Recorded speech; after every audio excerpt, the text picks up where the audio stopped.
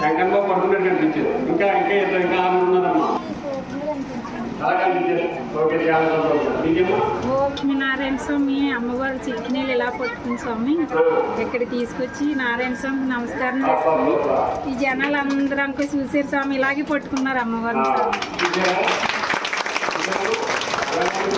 అమ్మవారి చిక్కినీళ్ళు పట్టుకుని వచ్చి స్వామివారి యొక్క దర్శనం చేసుకున్నారు. అక్కడ అది మీకు కనపడదు కాబట్టి మీకు నవరాత్రి ఉంటుందమ్మా. గుడ్డోడు ఏం కనపడదు చెప్పండి. గుడ్డోడు ఎలా లేదు నాకు కనపడలేదా బాబు, ఆ జూనియర్ బాబు ఇలాగ అయిపోయింది కనపడటం జల్లు మనం ఎలా ట్రై చేస్తే కనపడతారని అనుకోవాలి తప్ప నవ్వుతారంటే గుడ్డోడు ప్రపంచంలో తెలుసుకోవాలని తాపత్రయం లేకపోతే ఎక్కడ తెలుసుకున్నాం. ప్రపంచంలో ఎన్నో వింటలు ఉన్నాయి. అవన్నీ ఒకటి మీకు పని ఇచ్చాడు మనకి. ఆ భగవంతుడు యొక్క దర్శనం జ్ఞానం వచ్చినాడు. ఇక్కడ వస్తే మరి ఎంత పెట్టుకుంటుంది మనం మన కనపడలేదు. మనం బాధపడతామో సంతోషపడతామో చెప్పండి. కొంతమంది సంతోషపడతారు, నాకు అర్థం నవ్వుకుంటారు. ఇంట్లో బాధపడాలి.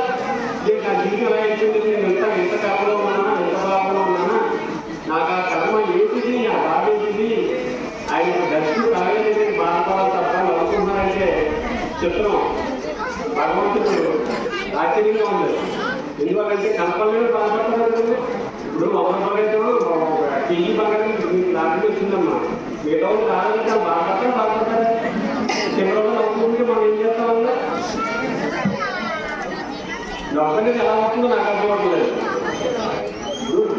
కోల్పోయినప్పుడు నవ్వుకుంటామంటే మనం పిచ్చులు అనుకుంటాం. మనం పొందినప్పుడు నవ్వుతే ఆనందంలో మనకు వచ్చిందా బాబు అర్థమన్నా.